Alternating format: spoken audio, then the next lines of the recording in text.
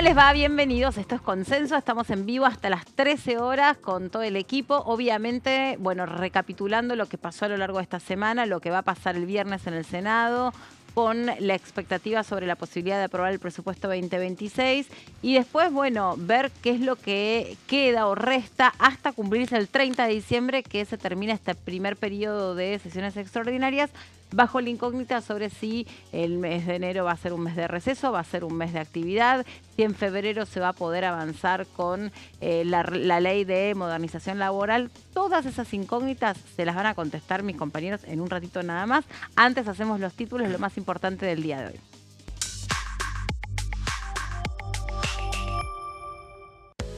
Presupuesto 2026. La presidenta de la Cámara de Senadores, Victoria Villarroel, firmó la convocatoria a sesión extraordinaria y esto va a celebrarse el 26 de diciembre.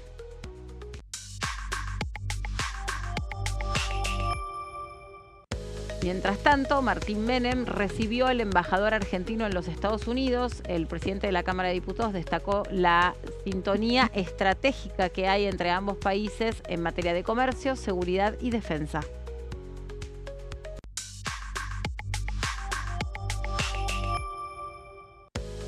El gobierno no va a vetar el presupuesto, así lo confirmó el presidente de la Nación, Javier Milei, después de la media sanción en diputados.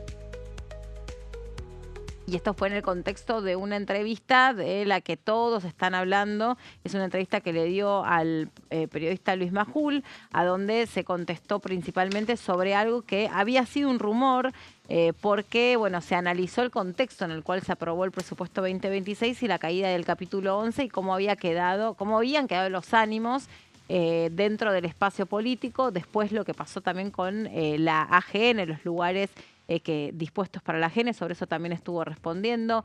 En fin, fue como la entrevista que un poco intentó despejar la X. ¿Va a haber presupuesto o no va a haber presupuesto? Sí va a haber, si luego va a ser vetado o no va a ser vetado, qué va a pasar con las emergencias, etcétera, etcétera, etcétera. Así que de todo esto vamos a estar hablando a lo largo de esta horita. ¿Cómo andas, Debbie? Buen Bienvenida. día, Mel, ¿cómo va? Bien, ¿y vos? Despejar la X, creo que era lo único que me gustaba de matemática, era lo de despejar Las ecuaciones, la no, yo estoy reentrenada porque imagínate, claro, estuve con tus hijos. mandándole las ecuaciones y me parece que me quedan ecuaciones para el resto del verano, pero no importa, son detalles, Estás no pasa ejercitando nada. el cerebro, ¿todo bien? Sí, todo muy bien, ¿y tú? Bien, acá preparándome para una semana medio Atípica. corta y larga a la vez, Sí, ¿no? con Gonza, de paso también te saludo, Gonza, otra Hola, vez, Meli, ¿cómo estás? ¿cómo andas tanto tiempo? Bien, nos vimos como hace 7 minutos. Ah, Es que estuvimos un haciendo montón. los dos el programa anterior. Claro. Así que bueno, por eso ese chiste. Pero si recién se suman, acá estamos Acá renovando, estamos, sí. renovamos saludo y todo. Pero sí decíamos que estamos como medio confundidos con esta semana, que es corta, es larga, pero que tiene atípicamente una sesión ubicada el 26 de diciembre. Yo no sé si alguna vez esto ocurrió en la historia de la Cámara de Diputados. ¿Hubo alguna vez una sesión? Me suena el 29, acá, bien acá en el tiempo. Ay, pero no me acuerdo. Pero bueno, venimos con el pan dulce, la sidra y sí, sesionamos acá. Y sí, venimos con eso. Pero bueno, lo que decíamos es, en general no es que no se puede, es un día hábil, por supuesto, no hay ningún impedimento, pero que muchos senadores viajan a sus provincias para pasar las fiestas con sus familias. Y bueno, es a las 12 del mediodía que está citada esta sesión del 26. Exactamente. El tema es, recordemos esto, están convocadas las extraordinarias hasta el 30 de diciembre o 31, ya no recuerdo, pero es lo que vos decís, el problema por los pasajes sobre todo, que muchas veces cuando son fechas clave, con feriado, lo que fuera, como es este caso, se le complica a los senadores o diputados para viajar, así que hay que ver si están todos el 26 a las 12 del mediodía para celebrar la sesión que obviamente va a ser una prueba de fuego para el gobierno a ver si finalmente logra sancionar su primer presupuesto desde la llegada de Javier Milei a la Casa Rosada, ¿no? Sí, yo iba a decir algo que es poco feliz, pero la verdad, todo bien, pero si la cuestión... sé que no es lo ideal, pero si te toca no pasar las fiestas con tu familia, porque parte de tu trabajo consiste en estar acá y estar a la altura de un debate muy importante que tiene que ver con la posibilidad de incluso aprobar la ley más... No porque las otras no sean importantes, pero por algo se le llama la ley de leyes. Bueno, me parece que es parte también del juego que te toca jugar, de la responsabilidad que te toca. No creo que sea algo tan cosa tan dramática. Te dirían los policías, los médicos, los periodistas, bomberos, los periodistas. Sí.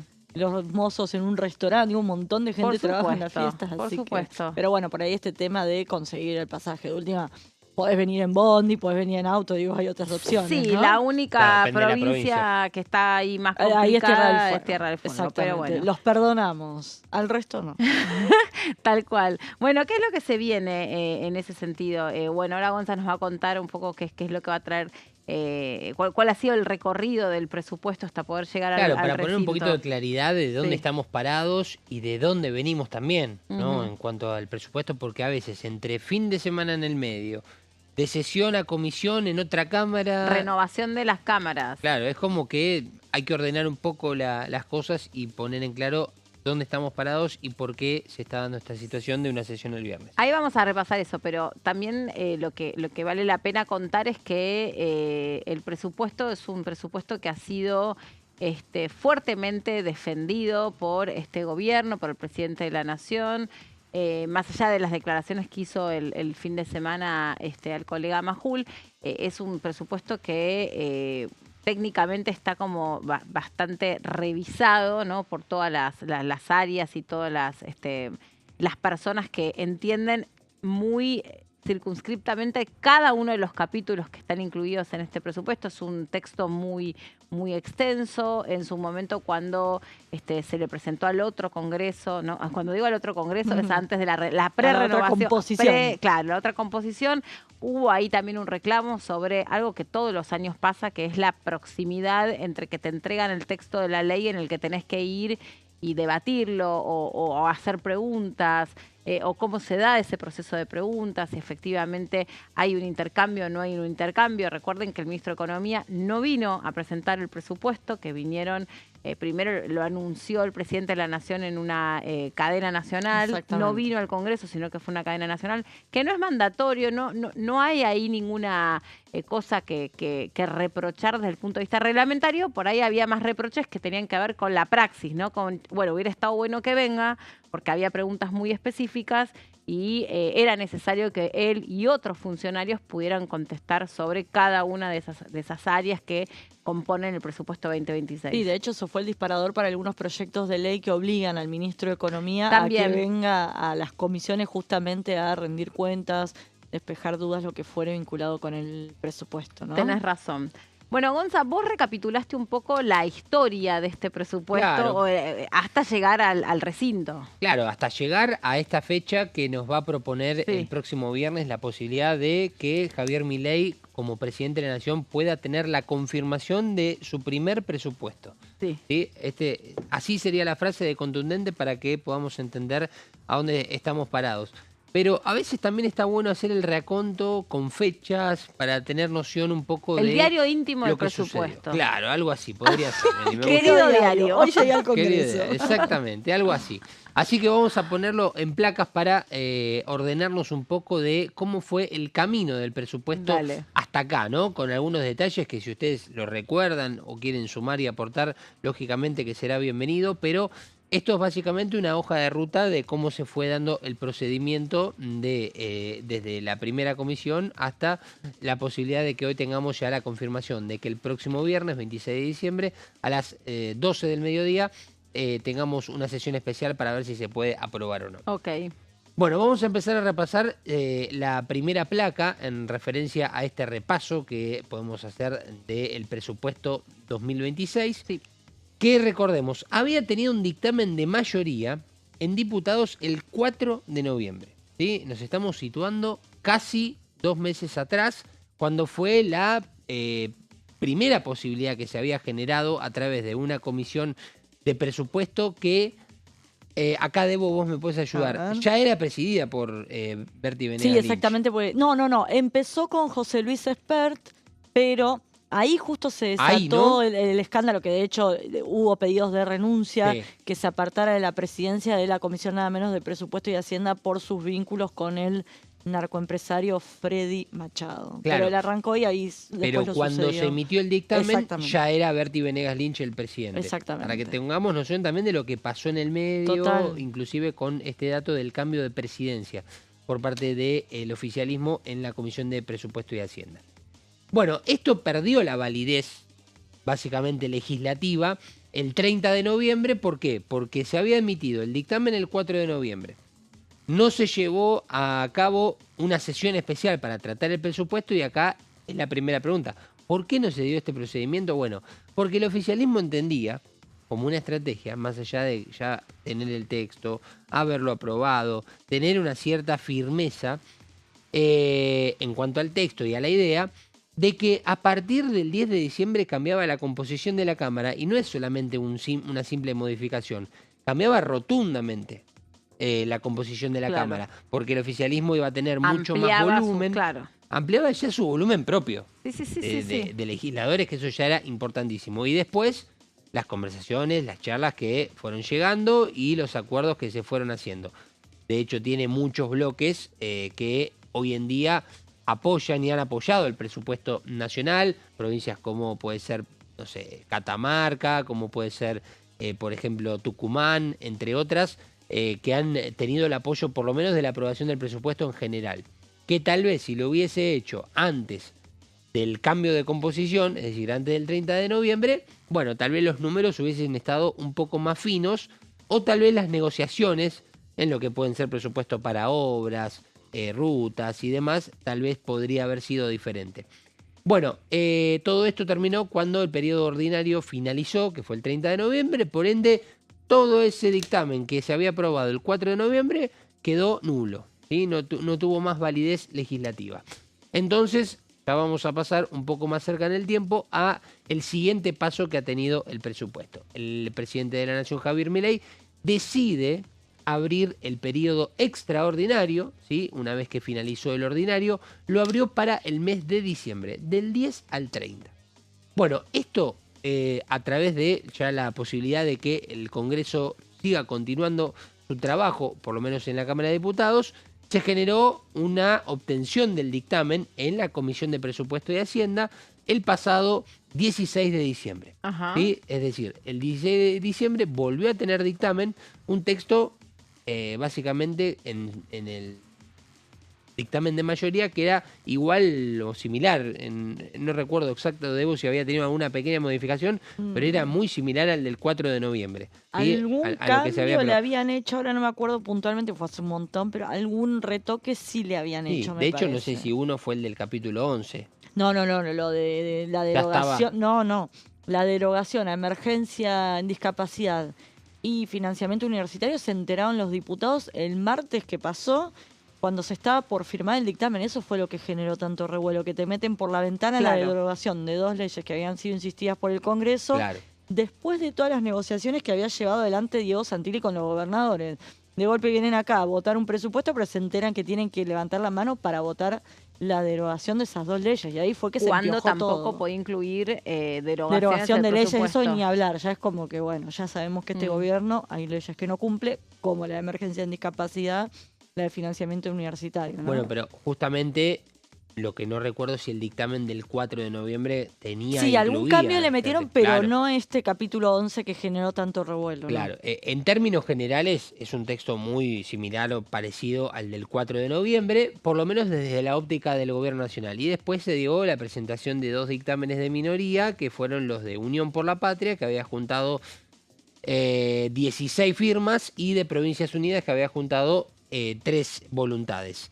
Vamos a ir a la siguiente placa, para que hasta aquí nos vamos acomodando. Dictamen el 4 de noviembre, se cae el 30 de noviembre cuando termina el periodo ordinario, se convoca a extraordinarias del 10 al 30 de diciembre, el 16 de diciembre se firma dictamen en diputados y rápidamente va el otro día a sesión. En este caso se da media sanción al presupuesto en la sesión del pasado 17-18 de diciembre, porque fue a la madrugada ya del 18, Sí. este dato también hay que tenerlo en cuenta. El dictamen de mayoría, o sea, el del oficialismo, se vota en general con 132 votos afirmativos, con 94 votos negativos y con varias abstenciones, para lo que es un presupuesto que son 19. Pero sin el capítulo 11, que era el que estábamos hablando, ¿no? El cual fue votado Claro. de manera negativa, que logró obtener 117 votos afirmativos. Estuvo, bueno, un tanto lejos, a diferencia de lo que había sido la votación en general, ¿no?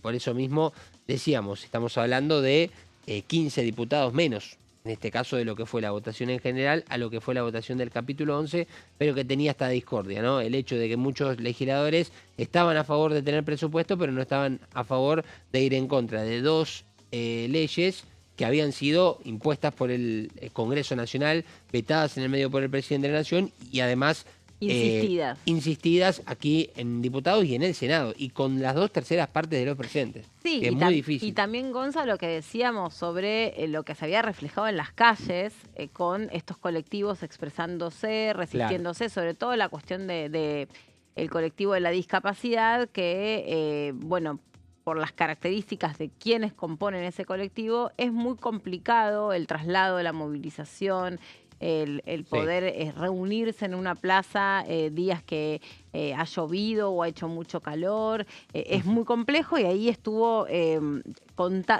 presentes para contar justamente lo que significaba que no se dictaminara la emergencia para cada una de las realidades y cómo esto impactaba directamente en la posibilidad de tener una mejor condición de vida para las personas que tienen algún tipo de discapacidad, desde las personas que trabajan en talleres protegidos con, digamos, salarios que son irrisorios porque estaban ajustados al valor del litro de nafta recontra 1000 atrasado, hasta, bueno, personas que por ahí forman parte de la asistencia de una persona con discapacidad y de repente tienen que dedicarse a otra actividad. Exacto. Y tengamos en cuenta que además no es que esto es una opinión o una percepción. Los propios legisladores en el recinto, inclusive algunos de ellos, han por lo menos expresado su voluntad contra el capítulo 11. Y lo han dicho. Claro. No podemos ir en contra, o algunos en declaraciones con la prensa, que mencionaban básicamente que más allá del apoyo en general al presupuesto, no podían ir en contra de las universidades o de la discapacidad, y menos que menos contra la propia voluntad de los cuerpos legislativos que ya habían votado y habían insistido por estas dos leyes. Por ende, también se dio este grupo selecto de diputados que no votaron de la misma forma en general que con el capítulo 11, que no solamente contenía estas derogaciones, tenía otras cuestiones vinculadas también con deudas que tenía el Estado Nacional con la Ciudad Autónoma de Buenos Aires, que ese fue también otro de los puntos. Deudas de Camesa, teníamos también otro tema vinculado al presupuesto para la justicia. Había muchos artículos involucrados en este capítulo 11. Lo de Camesa son las deudas que tienen Edenor y Edesur. Claro, exactamente. Que las ni empresas siquiera están estimadas en el proyecto, o sea, no está estimado cuál es el impacto de esa deuda que se quiere condonar o pagar. Sí.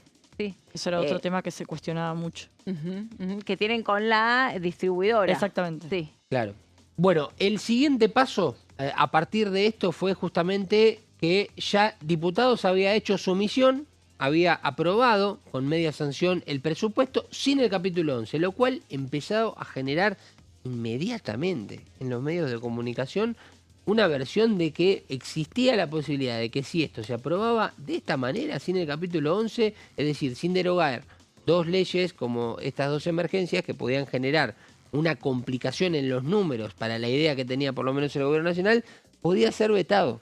Bueno, el propio presidente de la Nación se encargó ayer de desestimarlo, esto ayer en una entrevista, cuando él menciona algo así como, bueno, a la luz de lo que se viene debatiendo en el Congreso, que ahora le pertenece el debate y el turno al Senado, termina contestándole la consulta al colega Luis Majul, que le dice, o sea que usted, como lo está diciendo, no lo va a vetar. Y él dijo exactamente, para que se tenga en cuenta, confirmando que él no tiene la misión de vetar el presupuesto si es que se aprueba. Y cuando hablamos de si se aprueba, vamos a la siguiente placa porque es el siguiente paso, que es lo más actual, que es lo que nosotros tenemos que analizar a partir de esta semana. El Senado recibió el dictamen que se aprobó en diputados y rápidamente lo llevó a la Comisión de Presupuesto. Obtuvo la firma para votar justamente el presupuesto en el recinto en el Senado, al igual que vino de la Cámara Baja, es decir, el mismo texto. Sí, se encargó el oficialismo de confirmar que no iba a haber ninguna modificación ni agregado a lo que era justamente el presupuesto que había venido de diputados. La convocatoria se realizó en el Senado para el viernes 26 de diciembre, como bien decíamos recién, y de aprobarse estará listo para aplicarse a partir del 1 de enero del 2026, en el caso de que se apruebe este viernes al mediodía.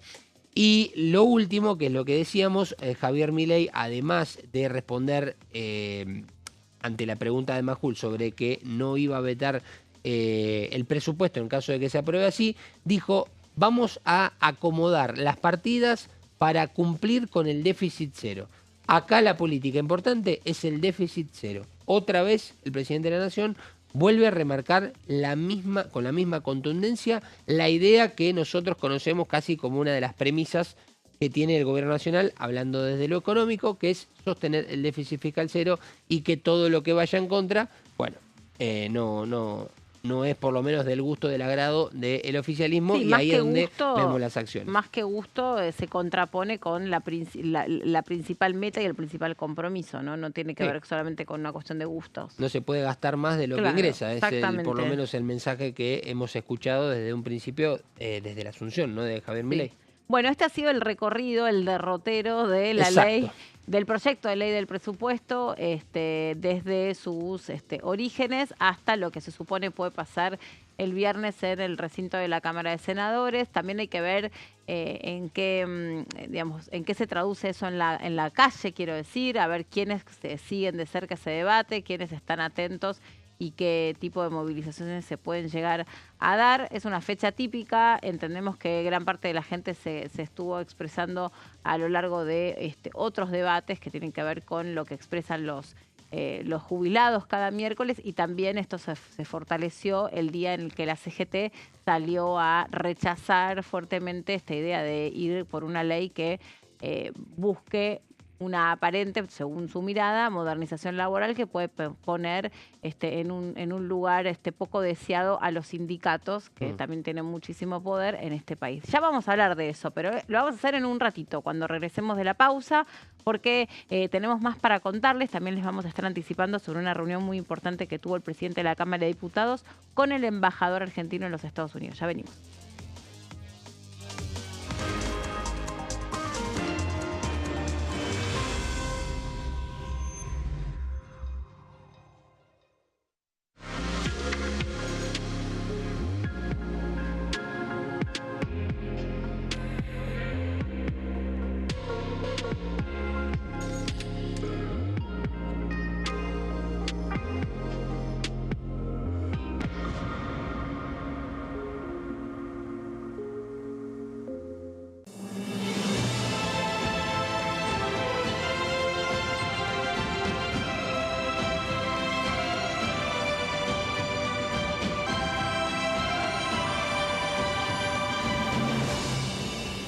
La bancada, de lunes a viernes, 13 horas. ¿Quiénes conforman el Congreso? El Congreso de la Nación está conformado por la Cámara de Diputados y la Cámara de Senadores. La Cámara de Diputados representa al pueblo de la nación argentina. Esto significa que las provincias más grandes y con mayor cantidad de habitantes tienen muchos más diputados que las provincias más pequeñas. La manera de establecer las cantidades es proporcional. Por ejemplo, la provincia de Buenos Aires cuenta con 70 diputados nacionales y la provincia de Tierra del Fuego con 5. La Cámara de Senadores representa a las provincias. Cada provincia envía 3 senadores al Congreso Nacional. El total de senadores es 72, dado que las provincias argentinas son 24. Este es el número fijo, estipulado por la Constitución Nacional. Cada 2 años, el Congreso Nacional renueva la mitad de sus diputados y 1/3 de sus senadores nacionales. El mandato de los senadores es de 6 años, mientras que el de los diputados es más breve, dura solamente 4 años. La Cámara de Diputados tiene 257 miembros. En el recinto, los diputados se agrupan en bloques y en interbloques que expresan partidos políticos o afinidad ideológica. Existen también los monobloques, integrados por un solo diputado. El bloque oficialista se dispone a la derecha del presidente de la Cámara, el bloque opositor mayoritario a la izquierda, y en el centro, los bloques con menos cantidad de integrantes. Son requisitos para ser diputado: tener al menos 25 años, 4 años de ciudadanía argentina, haber nacido en la provincia por la que se postula o haber residido en ella los 2 años precedentes.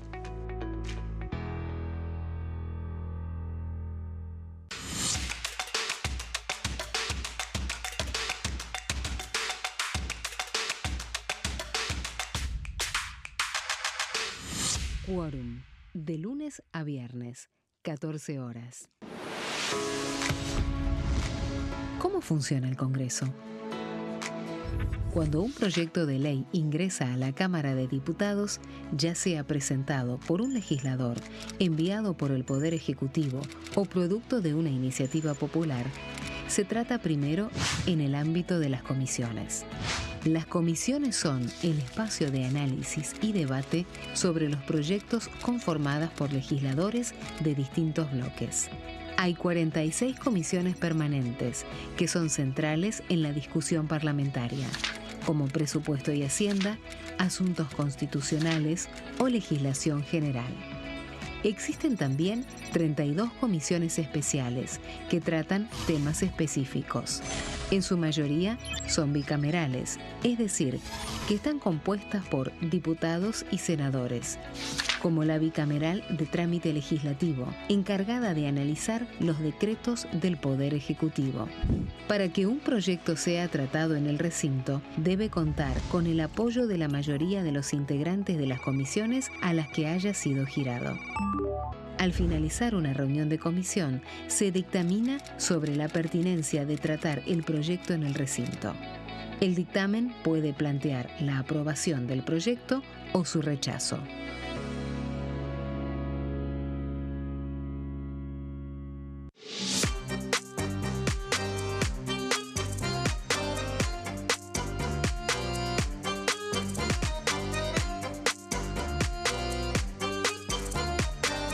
Plenario, de lunes a viernes, 15 horas. El sarampión es una enfermedad viral altamente contagiosa. Que no juegue con tu hijo. Puede poner en riesgo especialmente a menores de 5 años no vacunados. Ante la aparición de fiebre y manchas rojas en la piel, consulta de inmediato con un médico.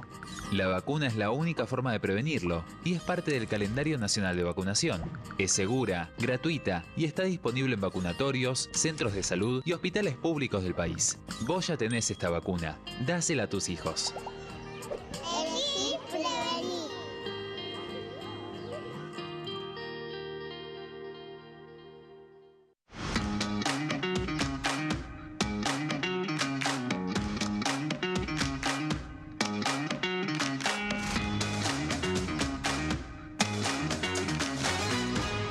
Pasos perdidos, de lunes a viernes, 16:30 horas. ¿Cómo funciona el Congreso? Las sesiones son el espacio donde los diputados debaten proyectos de ley para su aprobación, modificación o rechazo. En una misma sesión pueden tratar varios proyectos de ley. Las sesiones ordinarias comienzan el 1 de marzo, cuando el presidente de la Nación inaugura el periodo ante la Asamblea Legislativa, y se extiende hasta el 30 de noviembre. El Poder Ejecutivo puede convocar a sesiones extraordinarias o prorrogar las sesiones ordinarias. La sesión es dirigida por el presidente de la Cámara de Diputados, que administra el uso de la palabra y las distintas instancias del funcionamiento.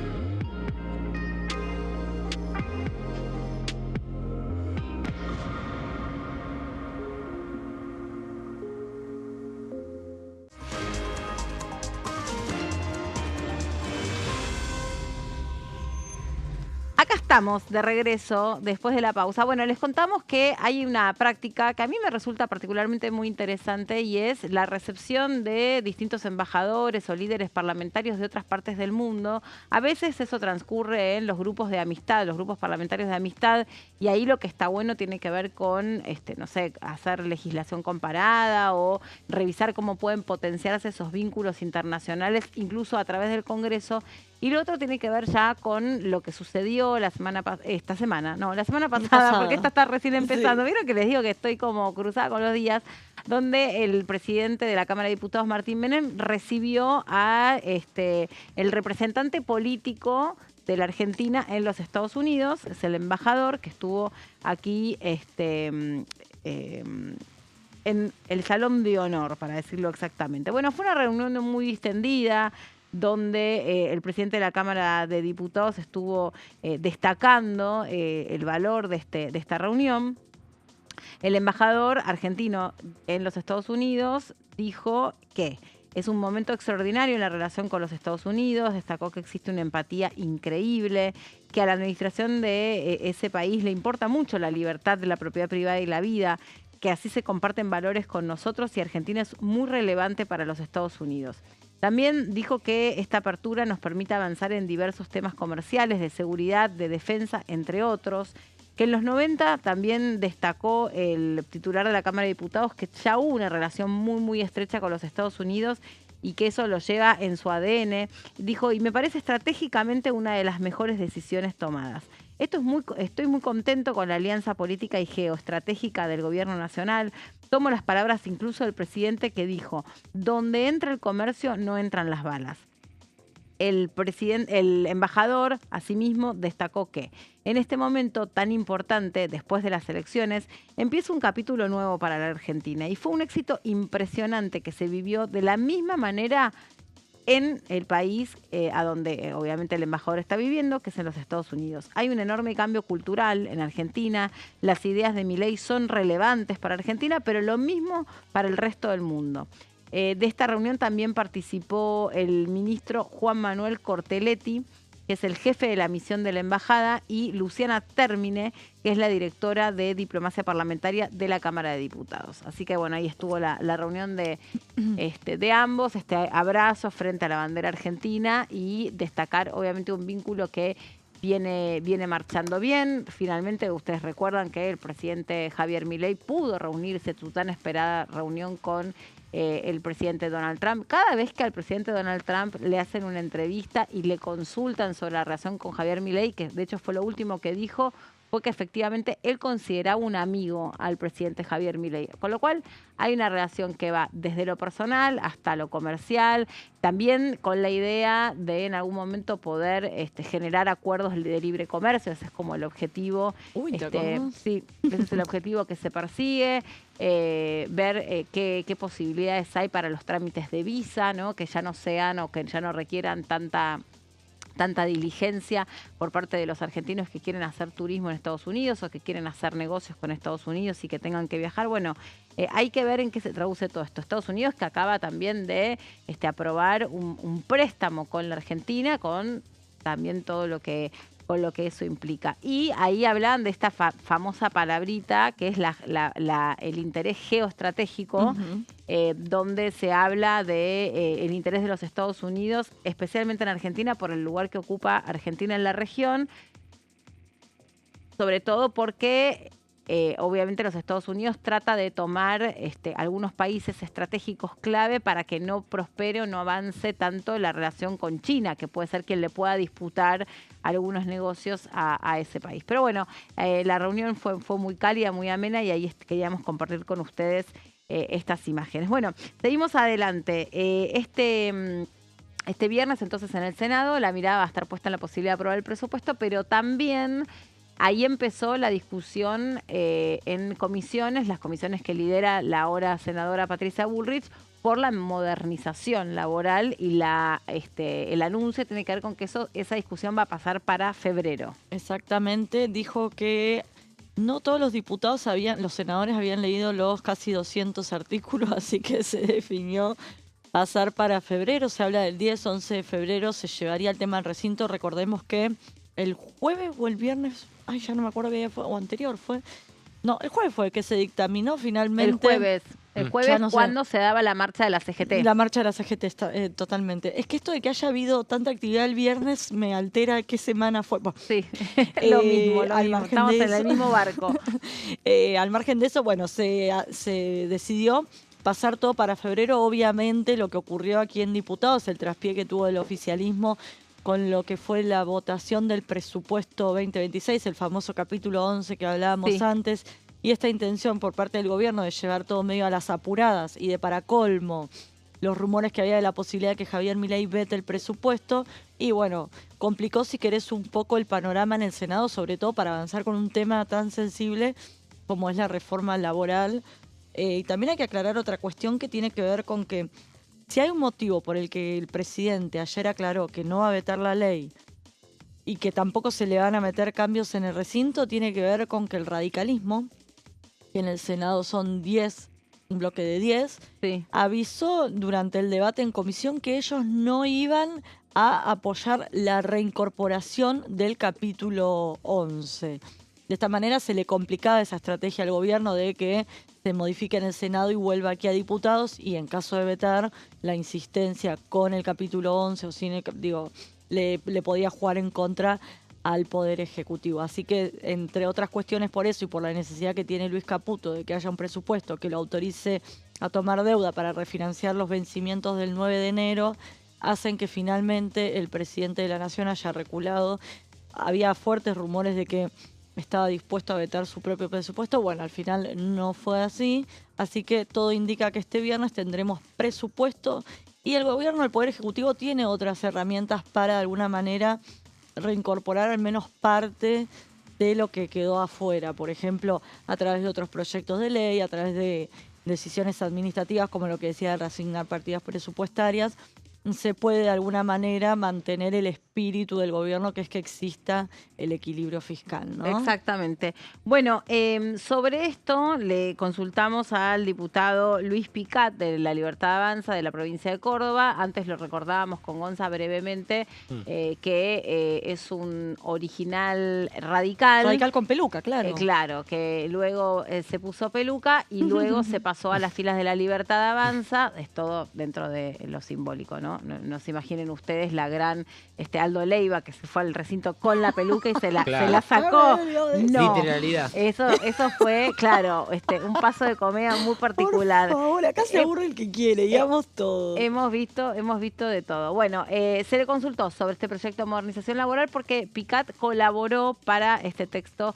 de este proyecto. A ver. Estoy siguiendo muy atentamente la modernización laboral. He podido colaborar y ayudar también en ese sentido. Y bueno, es nuestra principal meta en los próximos días. Ojalá pueda ir a la Cámara de Diputados y seguir su tratamiento. Y si hace falta estirar extraordinarias, que se estiren.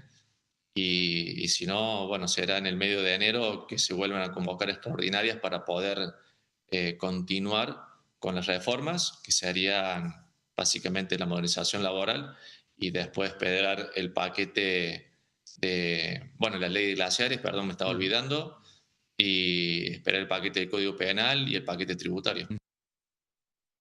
Debbie, dentro de lo que Sí. contiene el proyecto de modernización laboral, hay uno de los puntos que, dentro de los que genera polémica, que tiene que ver con el derecho a poder, convocar una huelga, un cese de actividades por parte de algunos, y lo voy a repetir, de algunas actividades, de algunos trabajadores que están considerándose dentro de lo que son los trabajos esenciales. Y Exactamente. eso hace que tenga que brindarse o garantizarse el servicio que esas actividades habitualmente proveen. Exactamente, pero acá te traje un proyecto que contempla eso y otras cuestiones vinculadas con, se llama así, Protección Integral del Derecho a Huelga. Es Sí. una iniciativa que impulsa la también libertaria Verónica Racini, se pasó hace poquito al bloque de La Libertad Avanza, muchos que se pusieron la peluca después de las elecciones del 26 de octubre, Sí. que de alguna manera lo que hace es regular el derecho a huelga para, en este caso, no perjudicar ni a los trabajadores que no quieran adherir, así como tampoco a las empresas o a los empleadores, ¿no? Bueno, Empezamos. Establece que las huelgas solo pueden ser ejercidas por la asociación sindical con personería gremial. ¿Te acordás de esto que hablábamos el otro día, que tenía que ver con declarar esencial el servicio educativo? Bueno, que no todas las agrupaciones gremiales necesariamente tienen personería gremial. Por eso acá lo que se deja en claro es esto, que solo pueden hacer huelga las que tengan justamente este ítem legal, ¿no? Después, la convocatoria, dice esta ley, debe decidirse en asamblea convocada 3 días antes de que se concrete y se tiene que sí o sí decidir que haya una huelga de manera democrática entre los integrantes del gremio. Es decir, que no sea una disposición por las cabezas, si querés, de los gremios, sino que sea algo consensuado. Después tiene un capítulo o una serie de artículos vinculados con el preaviso, vinculado con la huelga. ¿Qué dice? Que toda medida de fuerza debe ser notificada al empleador y a la autoridad de aplicación y tiene que tener una antelación de 7 días hábiles a su fecha de inicio. O sea, avisar con 7 días que vas a ir a un cese de actividades. Exactamente, o sea, tenés que convocar a una asamblea con 3 días de anticipación y después avisar 7 días antes que vas a llevar adelante una huelga. Bueno, de alguna manera obviamente busca debilitar este tipo de medida de fuerzas. Pero también establece que el preaviso debe especificar de forma clara e indubitable las causas y el objeto de la medida, el alcance territorial y personal de la misma, la fecha, hora de inicio y modalidad de la medida. Y también establece una serie de modalidades que considera ilícitas. Que esto también se viene hablando, se habló durante la ley Bases, y acá también toca lo que vos decías de servicios esenciales. Establece que es ilícita, o ilícito quiero decir, la ocupación de establecimientos que impida al empleador o al personal jerárquico el ejercicio de sus facultades de dirección y el derecho de propiedad. Sí, por ejemplo, nosotros hacemos huelga y vos venís a trabajar porque sos personal jerárquico y que nosotros no te dejemos ingresar a que trabajes, bueno, eso sería considerado ilícito, obviamente te pueden sancionar, penalizar. Justo el otro día el diputado Grabois decía que invitaba perdón, a aquellos trabajadores que se los cesanteaba o se los iba despidiendo a que tomen las fábricas y que no es ilegal tomar y hacerlas producir. O sea, hacer como una especie de recuperación de los espacios laborales. Justo el otro día hacía mención a esto. Bueno, tomar las fábricas y sentarse en las máquinas y hacerlas trabajar no es ilegal. Bueno, acá para este proyecto de ley esto sería ilícito, porque seguimos. Dice que también es ilícito el bloqueo o piquete coactivo que impida o dificulte el acceso o circulación de personas o bienes al establecimiento. Pero sigue.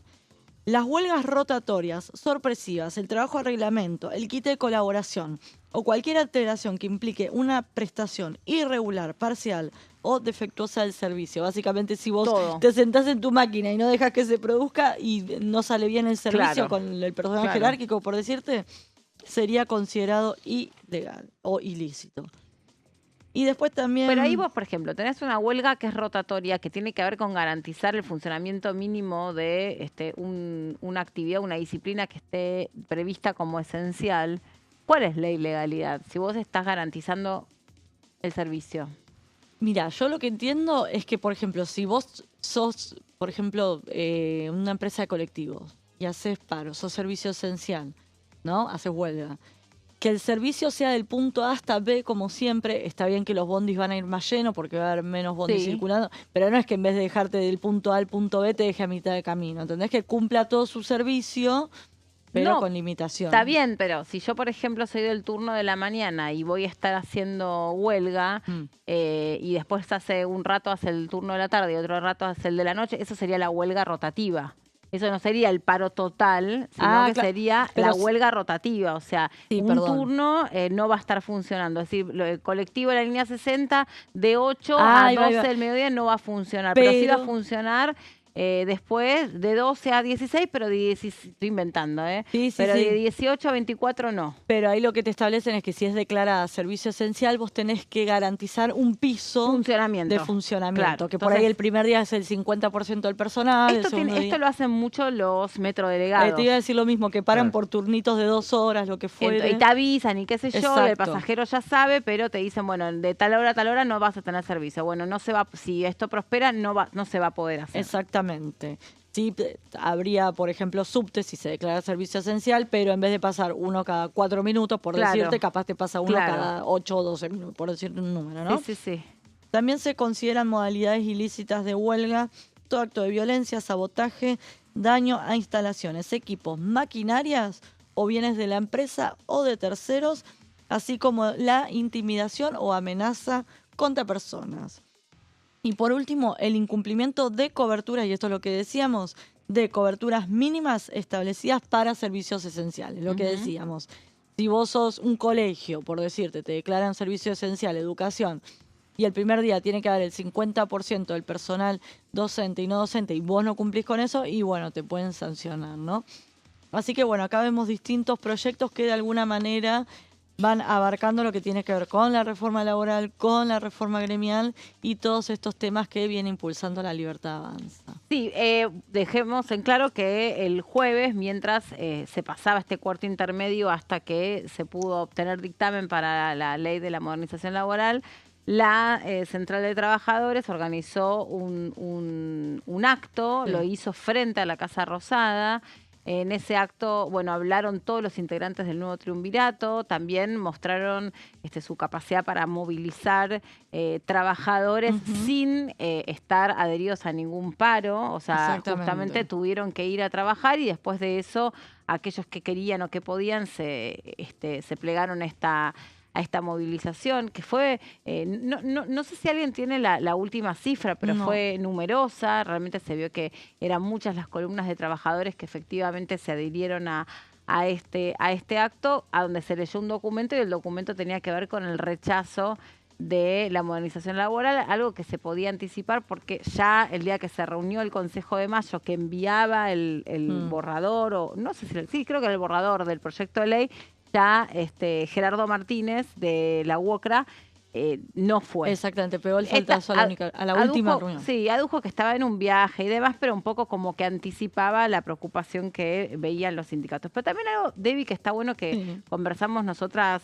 fuera de cámara la semana pasada, que es la imagen negativa que tienen los sindicatos, los gremios en nuestro país, de personas que además luego aparecen como que no pueden justificar sus patrimonios, o sea, donde pareciera ser que lo que en este momento los hace reaccionar es ese 1% solidario del sueldo que no iría a sus cuentas, esta cuestión del cese laboral. No, pues de hecho, fíjate que como las paritarias en muchísimos casos, acá los trabajadores del Congreso es un claro ejemplo de cómo las paritarias quedaron por debajo de la inflación y ahí no veía ni marcha, ni paro, ni lo que fuere.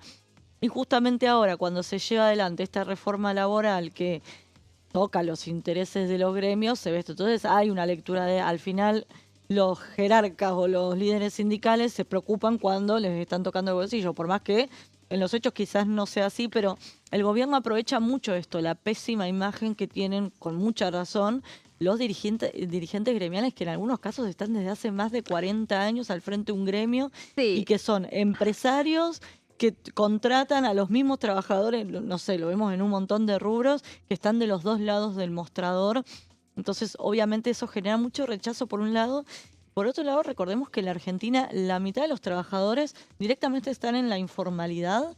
O sea que nada de lo que pelean los gremios los toca ni de cerca y muchos que están en blanco no están sindicalizados, ¿no? Sí, hay como muchas cosas, ¿no? Para prestar atención. Yo creo que es importante que se pueda dar el mejor debate posible en una reforma que creo que es vista... a ver, la palabra reforma laboral o modernización laboral, como quieran, en realidad es esperada por distintos espacios políticos porque aún aquellos que resisten dicen que hay que avanzar en alguna. Total. Porque los mecanismos, las formas de trabajar ya no son las mismas, el mundo ha cambiado, la tecnología también generó que se repiense lo que es la matriz productiva, la apertura de algunos sectores, cómo está cambiando en un montón de sentidos el sector textil, el sector tecnológico, la industria del calzado, la economía del conocimiento también, que es como un rubro que, digamos, obviamente ahí Latinoamérica tiene mucho para aportar al mundo, pero que digamos, no está alcanzada casi por ninguna legislación. Todo lo que supuso o lo que vino a traer la pandemia en términos de trabajos híbridos o trabajos remotos. Bueno, de hecho el gobierno da marcha atrás con una parte del capítulo de teletrabajo que justamente se sancionó durante la pandemia, que generó todo esto, que forzó a que muchos trabajos se empezaran a hacer de forma remota y que obviamente de alguna manera debían ser regulados. No sé, en algunos casos que te den una silla ergonómica, se dice, sí, un matafuego, digo, una computadora, sí, o que en algunos casos te paguen el servicio de internet, lo que fuere.